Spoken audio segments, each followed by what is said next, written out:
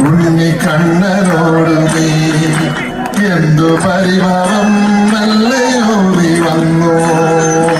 കൽവിളക്കുകൾ പാതി മിന്നി നിൽക്കവേ എന്തു നൽകുവാൻ എന്നെ കാത്തു നിന്നു നീ. തൃപ്രസാദവും മൗന ചുംബനങ്ങളും പങ്കുവയ്ക്കുവാനോടി വന്നതാണു ഞാൻ. രാഗചന്ദനം നിന്റെ നെറ്റിയിൽ തൊടാൻ ഗോപകന്യയായോടി വന്നതാണു ഞാൻ. അമ്പലപ്പുഴ ഉണ്ണിക്കണ്ണനോട് നീ എന്തു പരിഭവം വെള്ളയോടി വന്നു.